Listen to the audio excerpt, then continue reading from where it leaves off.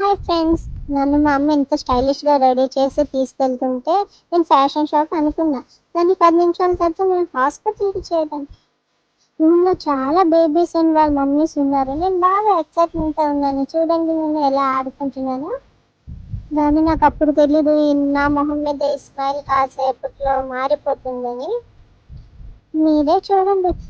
సడన్గా నర్స్ నా బుగ్గలు పిండేసి మరీ డ్రాప్స్ వేసింది. నేను అనుకున్నా, అయ్యో ఎందుకు అంత కష్టం, జ్యూస్లో హ్యాపీలా నేను తాగేస్తా కదా, ఎందుకు నా బుగ్గలు పిండారు అని చెప్దాం అనుకున్నా. నేను చెప్పలేను కదా. సరేలే అని అనుకునేలోపు చూడండి ఇక్కడ నా చేతికి ఎలా బతుకు పొడిచి ఇంజక్షన్ ఇచ్చేసారు డాక్టర్. నాకు చాలా నొప్పి పుట్టిందండి. సరేలే పోనీ అని ఊరుకుంటే చూస్తూ చూస్తూ ఇంకా నా లెఫ్ట్ లెగ్ కూడా ఇచ్చేసారు. ఆ వీడియో మా అత్త తీయలేదు. నేను నేర్డం చూసి మా అత్త వీడియో తీయడం మర్చిపోయారు. నెక్స్ట్ మళ్ళీ ఇంకో చేతికి కూడా ఇచ్చేసారండి. అయ్యో ఇంకెన్ని అని అనుకున్నా నేను. చూస్తే 2 చేతులకి 2 కాళ్ళకి కూడా ఇచ్చేసారండి ఒకేసారి.